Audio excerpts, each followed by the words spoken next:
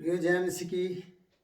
परमेश्वर आपको बहुत ऐसे आशीष दे कि आप वीडियो देखते हैं और परमेश्वर के पवित्र वचन से दूसरा राजा है उसका 4 अध्याय, और इसमें से हम 2 वीडियो बना चुके हैं। ये तीसरी वीडियो है जिसको आप सुनने जा रहे हैं। और यहाँ परमेश्वर के वचन में इस प्रकार से लिखा है, जब हम पढ़ते हैं 4:20, वह उसे उठाकर उसकी माता के पास ले गया, फिर वह दोपहर तक उसके घुटनों पर पड़ा रहा, तब मर गया। तब उसने चढ़कर उसको परमेश्वर के भगत की खाट पर लिटा दिया और निकलकर द्वार बंद किया। तब वह उतर गई और अपने पति से पुकार कर कहा, मेरे पास एक सेवक और एक गदही तुरंत भेज दे कि मैं परमेश्वर के भगत के पास झटपट हो आऊं। और उसके पति ने कहा, तू उसके यहाँ क्यों जाएगी? यहाँ पर लिखा है, आज न तो नए चांद का और ना विश्राम का दिन है। उसने कहा, कल्याण होगा और मैं जाऊंगी।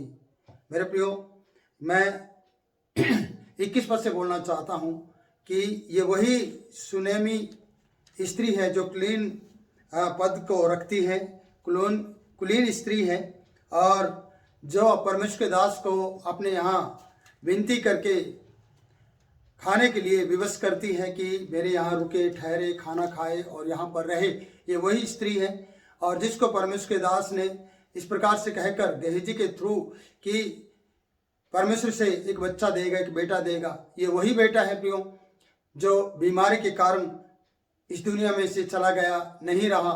और जब इसे पता चला कि मर गया है, तब इस स्त्री ने जो उपरोटी कोठरी बनाई थी, उसमें जो चारपाई रखी थी, उस पर इस बेटे को लिटा दिया।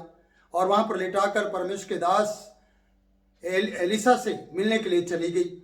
और यहाँ पर लिखा कि उसका पति उसे रोक रहा था कि आज तो कोई ऐसा फंक्शन नहीं है, आज तो कोई ऐसा दिन नहीं है जो खास दिन हो जहाँ पर जाकर वहाँ जाकर तो विनती कर सके। उसने बोला, कोई बात नहीं, कल्याण होगा, अच्छा होगा, मैं जाऊँगी। और वो वहाँ पर गई है। तो यहाँ पर मैं एक बात कहना चाहता हूँ कि परमेश्वर के वचन के मुताबिक जब परमेश्वर की ये दासी या ये बेटी कुलीन स्त्री जानती है कि परमेश्वर के दास की जो चारपाई है जिस पे वो लेटा करता है उसके अंदर सामर्थ है, और वो उसको वहाँ पर लुटा कर चली गई और उससे मिलने के लिए गई है। वहाँ पर आगे बहुत कुछ होता है, मैं अगले वीडियो में उसको बताऊंगा। पर मैं ये कहना चाहता हूँ कि जब हम सारपत की विधियों को देखते हैं, पहला राजा और उसका 17वें अध्याय में जब देखा जाता है, वहां पर लिखा है कि उसका 18वां पद है, वहां लिखा है, तब एलिसा से वो कहने लगी, हे परमेश्वर के जन, मेरा तुझसे क्या काम? क्या तू इसलिए मेरे यहाँ आए कि मेरे बेटे की मृत्यु का कारण हो और मेरे पाप को स्मरण दिलाए?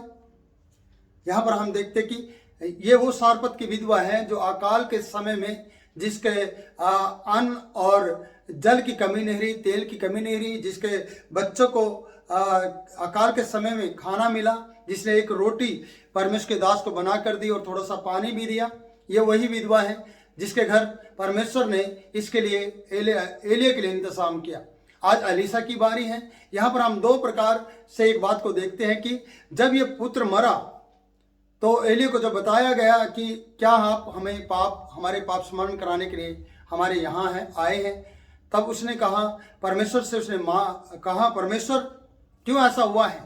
और उस एलिया ने भी अपनी खाट पर जिस पर वो लेटता था, यहाँ पर लिखा है 19 पद में, उसने उससे कहा, अपना बेटा मुझे दे।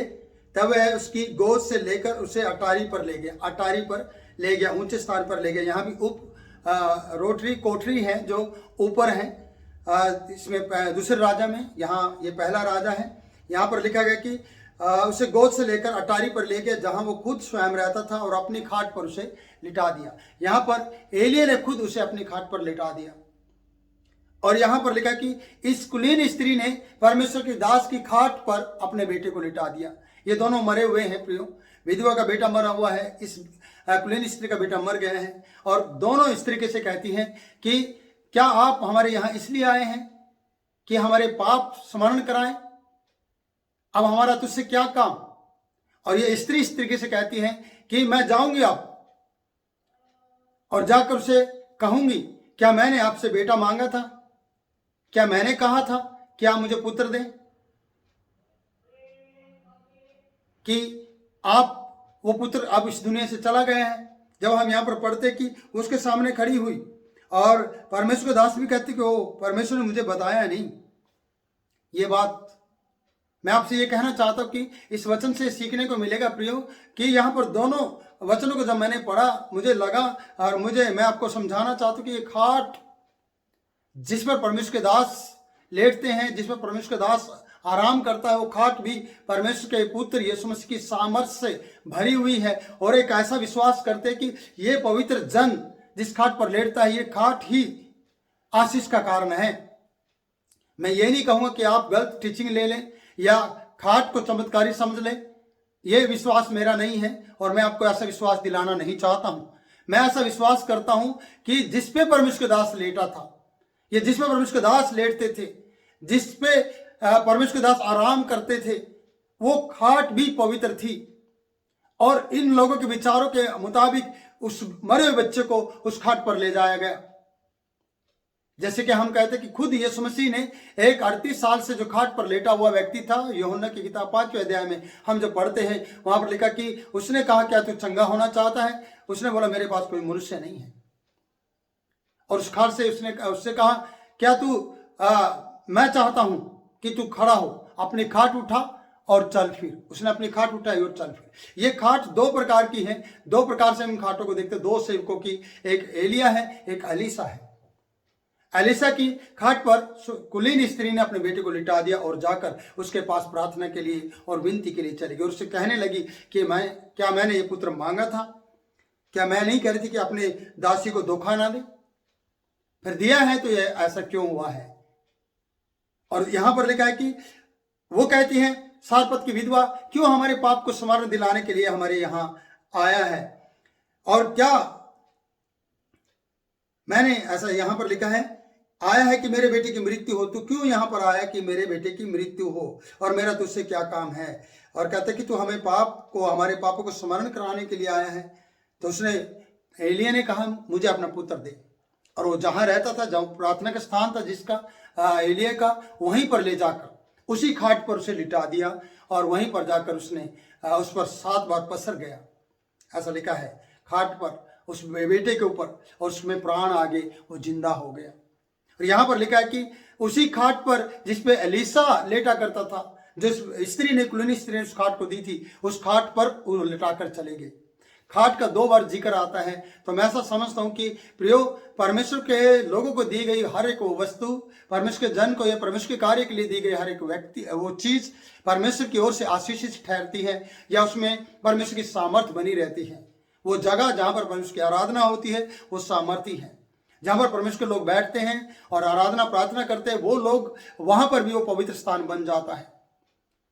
जैसे कि एलिया उस स्थान में ले गया जहां पर वो खुद अटारी में ले गया, जहां वो रहता था। यह स्त्री इस बच्चे को वहां पर लिटा कर चली गई जहां पर उसने अटारी बनाई थी, उपरोटी कोटी बनाई थी, वहां पर उसे ले जाकर उसे लिटा दिया। और लिखा है कि परमेश्वर के दास एलिया के द्वारा वो बच्चा जिंदा हो गया।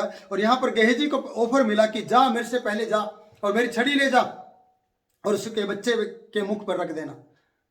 लेकिन एलिया, जब एलीशा ने ऐसा कहा था, तो गेहजी का द्वारा जो ये कार्य किया गया कि उसकी छड़ी उसमें मुंह पे रख दे, लेकिन कुछ भी नहीं हुआ था। वो खुद वहां पर गया और वहां यहां पर वचन बताता है कि परमेश्वर से उसने प्रार्थना की और वो बच्चा जिंदा हो गया। ये बातें आगे मैं क्लियर लेकर आऊंगा, पर मैं ये कहना चाहूंगा कि ये खाट है जो प्रियो आशीष का कारण बना देगी। क्यों? क्योंकि इसने मेहनत करके वो खाट, वो बिस्तरा, वो कुर्सी, वो मेज, वो दीवट परमेश्वर के जन को दी थी और अपने ही छत पर उसके लिए एक अच्छा घर बनाया था, रहने का स्थान बनाया था। दुख, तकलीफ, परेशानी आपकी जिंदगी में आ सकते हैं, इसलिए परमेश्वर फिर भी आपकी उस सेवा का प्रतिफल आपको जरूर देगा। आपके घर में मौत को भी, जो मौत आक्रमण करती है या मौत आपकी जिंदगी में या घर में आती है, उसको भी वापस भेज सकता है जब आपकी की हुई सेवा और जब आप निष्पक्ष रूप से या बिना स्वार्थ के आप सेवा करते हैं तो परमेश्वर आपको बहुत आशीष देता है। इसलिए इन पवित्र वचनों से परमेश्वर आपको आशीष दे। एलीशा की खाट और एलिया की खाट को हम देखते हैं, इन पर दोनों उन मुर्दा बच्चों को लिटाया गया जिनको फिर से प्राण मिले हैं, जिनको फिर से परमेश्वर ने जान डालकर जिंदा करके इस विधवा को सौंप दिया और इस कुलीन स्त्री को उस बेटे को सौंप दिया। वो एलिया है, ये एलीशा है। और ये एक बड़ा चमत्कार हम फिर से देखते हैं कि परमेश्वर ने अपने नाम की महिमा की है। वैसे ही आपकी ज़िंदगी में परमेश्वर अपने नाम की महिमा करवाना चाहता है। प्रियो, अगर आप अब चाहते हैं कि अपने बेटा बेटी को परमेश्वर के हवाले करें, अगर कोई दुख तकलीफ भी आए तो फिर से परमेश्वर उनकी दुख तकलीफ और उनकी ज़िंदगी से मृत्यु को दूर करेगा और एक नया जीवन तेरे आपके बेटा बेटी को फिर से दे देगा। तो प्रभु इन वचनों से आपको आशीष दे। ये 10 मिनट आपकी ज़िंदगी में आशीष का कारण बने। परमेश्वर आपको आशीष दे, प्रभु आपकी ज़िंदगी में कार्य करें और आप प्रभु में बढ़ते रहें। आप हमारे इस चैनल को सब्सक्राइब करें और वीडियो को लाइक करें और आप इस वीडियो को शेयर करें और बहुत तक लोगों तक आप इसको पहुंचाएं। प्रभु आप लोगों को आशीष दे।